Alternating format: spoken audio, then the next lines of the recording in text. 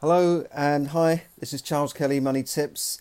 Good to see you again. Thanks for tuning in on Facebook Live and onto my website, moneytipsdaily.com, and my podcast, which is available on iTunes and Stitcher and a few other places. But you can find all the full transcripts of everything at my website, moneytipsdaily.com. Just to introduce myself, and for those of you who might not know me, I'm Charles Kelly, former IFA. I was in financial services for about 25 years before running another business. I've run several businesses actually. I've worked for banks, insurance companies, and my own IFA practice. I've also been a counsellor, sat on planning committees, and was even a mayor for a short while. So that's just a bit of background about me. I'm also the author of a book called Yes, Money Can Buy You Happiness, which is about money, happiness, making money, keeping money, saving money, and enjoying money. Now, today I want to talk to you about population and just to tell you that a lot of people. I wrote a piece last week about Brexit and how investors were holding back because of Brexit. They think, well, all the Europeans are going to go home, and maybe I shouldn't invest. Or because they get a bit of a void on their room or their property, they think, oh, because all the Eastern Europeans have gone home. Well, I doubt that's really going to happen. First of all, most of the countries in Europe are either in recession or they have a stagnant growth, and they're not doing very well. They have high unemployment, and that includes countries with big economies like Italy, France, Germany, which is slipping into recession. But Spain and Portugal are really basket cases, and a lot of the Eastern European countries as well are not doing that well. We all hear about how well Poland is doing, but I know lots of Polish people and they've got no intentions of going back to Poland because they're settled here. So the first thing is, not all the countries have very good economies, and the reason people come here is to get jobs, and there are jobs in the UK. There's low unemployment, there's record employment, there's record of people in employment, so that's a good plus factor, and it's a good place to live. English is a good language to know. It's a common sort of worldwide language. We have good rule of law here, good schools, free education, free healthcare. So why wouldn't people want to live here? Even people in other European countries you talk to, they say, well, healthcare is not free in my country. And I've been to some of the European countries, and they're pretty poor. I read today that Bulgaria, I think over 3% of its income, its GDP, is down to just European grants, pumping the money into the country. And so why would people want to go back there? I've been to a lot of these countries, and I can see that there's not a lot there to go back to. So I wouldn't be fooled by this thing that all the Europeans will be leaving. It's just absolute rubbish. Secondly, if they're settled here, then they've got kids at school, they're in housing, they've got a job. Again, why would you just uproot and leave? Now, we might be losing professionals like doctors and nurses, but doctors and nurses have traditionally been transient anyway. I recruited nurses for over nearly 15 years from countries, and the best countries to find the nurses were frankly places like the Philippines and India, because once they got here, they had a work permit. They would stay in one place. They would settle here. Maybe after 5, 10 years, they might go somewhere else. Whereas when we recruited from European countries, particularly countries like Spain, they would only stay a few months. Sometimes, well, I don't like this country, I'm going home. No, I'm going to go home and do nothing and live with my parents. We'd go over there and find them unemployed, and yet they were so fussy. When they got here, some of them thought the work was too hard, or they didn't like the accommodation, or they just didn't like it, or they didn't like the weather. They wanted to be back in Spain every other week, and a lot of them didn't last that long. Sorry if you're from Spain, but this is my own experience. So European nurses have always been a bit transient in my experience. So today I read then, okay, so that's a bit about Europe and, the Brexit effect. If you want to check out my episode on property and the Brexit effect, have a look at that. And by the way, on the subject of Brexit, today we've had more shenanigans in Parliament. John Bercow refused to the government permission to present the bill again today, but maybe they're going to present it tomorrow. I don't understand it, but anyway, he appears to be blocking Brexit and blocking any Brexit deal. But there you go. So Brexit, we don't know whether it's going to happen on the 31st of October or not. Some people say we'll enter into recession if we come out of the EU, possibly. But there is another good reason why I think property is still a good long-term investment, and that is that the UK population is set to pass 70 million by 2029. Now, I grew up thinking that, at a time when the population in this country was 55 million or so, then it was 60 million, now it's more like 65 million, but they're predicting 70 million in 2029. That's not a long way away, is it? That's like, what, 10 years? It's incredible. So, and this is according to the ONS projections. Right, now, just to analyse that, this is the UK's population will exceed 70 million before the end of the next decade, according to the Office for National Statistics. It's 65.6 million. That was in 2016, according to the census. That's the most accurate record you can get, although not everyone will complete a census if they're living in homes with multiple occupation, or you have a lot of relatives living in the house. You might not want to declare it on the census, etc. So what they said, that's 65.6 million, but there's probably a million at least of undocumented migrants in the country. They're not going to put their names down on any census, and we don't know exactly how many undocumented migrants there are, because they are by virtue undocumented. But it was estimated at 600,000 many years ago, about 10 years ago. So their projections are now for 3.6 million, or 5.5% increase over the next 10 years.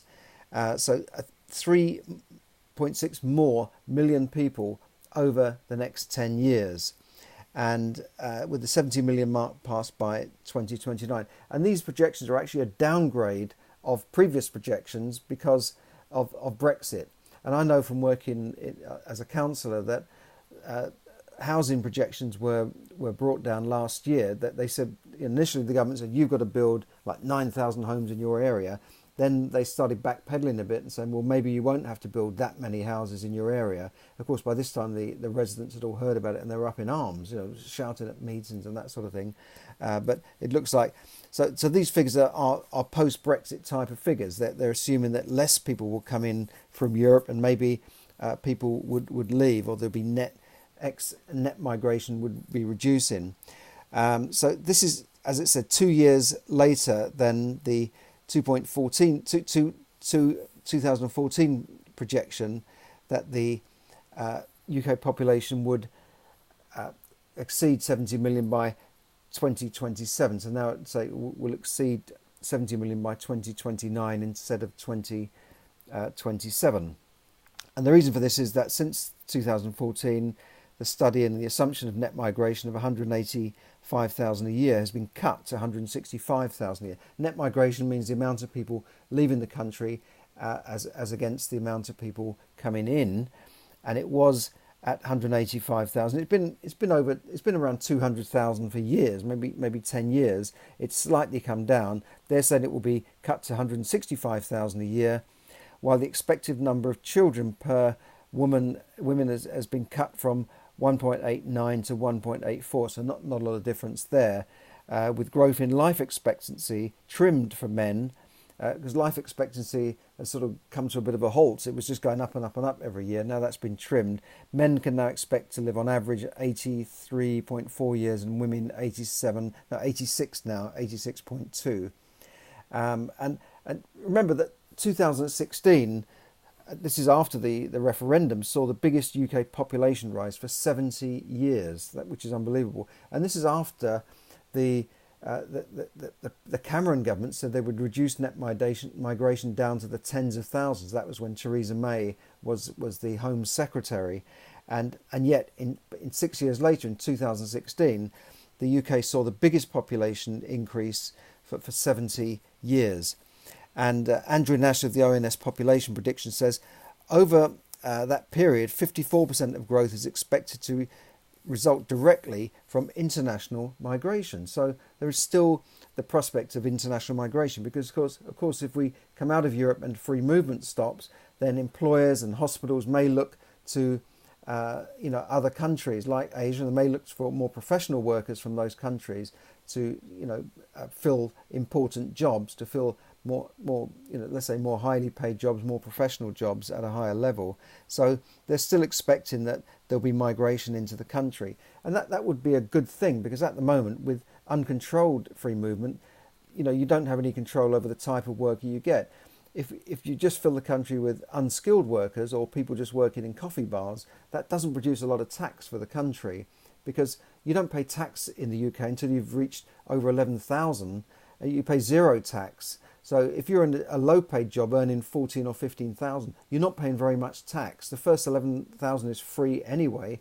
Then if you've got children, you get allowances, you get a child benefit, and all sorts of things. And if they're at school, then each child at school will cost the state approximately £4,000 to £5,000 a year. So two people with low-paid jobs, not paying much tax, and a couple of kids at school are actually costing the country money. They're not benefiting from, the country's not benefiting from their taxes, because they actually cost more than they produce, if you know what I mean. So getting workers in, like nurses, like doctors from outside of the EU, or inside the EU, but on a work permit, on a controlled basis, wherever they come from, is a better way of doing it. If you have a points-based system where you take in staff at a certain level, then it will benefit the country, because they will pay more tax and generate more wealth on average. These are according to government statistics. It's not just my opinion.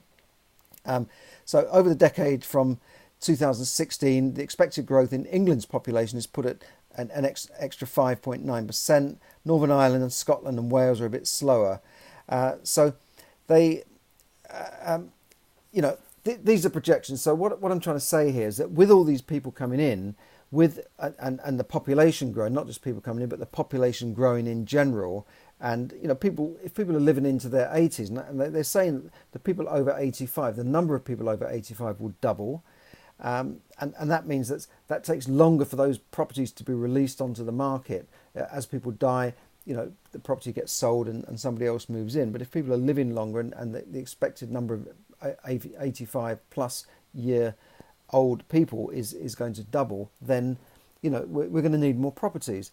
And if you think about it, they're saying that over 3.5 million extra people in the next 10 years. Well, the government said we need to build 200,000 homes a year, which over 10 years is 2 million homes, right? But there's over 3.5 million people coming in, and all right, not every one of those needs a home, and we don't even know if the government and the businesses will build 200,000 homes a year. They're not reaching that target at the moment, so we don't know what will happen. And if house builders are not getting good prices for their homes, then they will slow things up, as they are at the moment. So I think property will still be a good investment, because the population will still be increasing. More people have been born, and people are in general living longer. And you have the situation of 1 in 3 marriages ended in divorce. That creates the need for more units of property. So in other words, what I'm trying to say here is that the growth in population and general factors in the UK, and the growth, I think the economy will still grow after Brexit, will mean that there will be a need for new homes. There's already a shortage of homes, so we've got some catching up to do. In fact, the 200,000 a year homes they need is just to satisfy current demand. So property is a long-term investment. You can't just expect to make money quick on properties, that properties are going to suddenly jump up in value. But over the longer term, for the past 1,000 years or so, properties have generally gone up in value, and they're not going to go back to zero, okay? So I think property is still a good investment, and it's still a good thing to buy properties. Also, I mean, in 25 years' time, they believe there'll be close to 73 million people. But that's a little bit less than there were after the EU referendum. But, let's see, 73 million people is a lot of people for this small island. But so I think we're going to need more properties, and property will still be a good investment because of simple supply and demand economics. Okay, if you want to invest in property, make sure you learn how to do it properly. I can introduce you to some courses, not that I run, but friends of mine run, where you can, in 3 days, you can get a very broad brush view of the various strategies you can use to get into property, such as buy-to-let, single buy-to-lets, HMOs, houses in multiple occupation, no money down techniques, rent-to-rent, and lease options, lease purchase options, rent-to-buy. There's so many different strategies you can learn in those few days, conversions as well, and you can learn that in the 3 days, and they offer that as a complimentary 3 days, because what they hope you will do is to purchase further courses and go into a more deep dive into an area where which you think is of interest to you. So let me know if you're interested in that. Just email me, charles@charleskelly.net, or just send me a message on Messenger if you're watching on Facebook Live, because I think you will benefit from that. Don't just rush out and buy property without learning about it, because it can be a very costly mistake. And remember, you don't need money to get into property. There are many very good no money down strategies where you can get into the property market using none of your own money. That's no money down, none of your own money strategies to get into property. I've used many of these strategies myself, and you can do it. A lot of people think you need big deposits to get into property. It's not true. There are many no money down strategies. I want to talk about the word of the day today, which is money consciousness. It doesn't mean just waking up, oh, I'm here. Money consciousness, which I describe in my book, Yes, Money Can Buy You Happiness. Money consciousness describes an important thought process when considering your financial well-being. Those who adopt a positive money mindset can know that they save, they invest, they expect money to come in, and they will do well. And it is also about where you see yourself with money.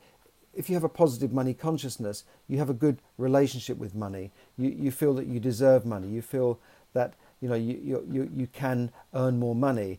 Where you have money consciousness doubts, then you feel that you have a ceiling above your head, and you think, well, I can't earn more than that. Maybe I don't deserve more than that. And I've seen this many times. I've seen this where people that have a low ceiling of money consciousness, or their money mindset is like a thermostat set to a fixed temperature, and they can't get above that. They feel that if they're earning a certain amount of money in a month, that's all they can do. That's all they can earn. It's about your expectations and your money consciousness.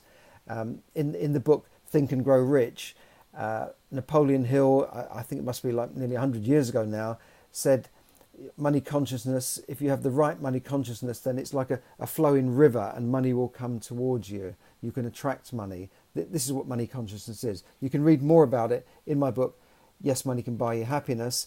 And finally, just remember about the property.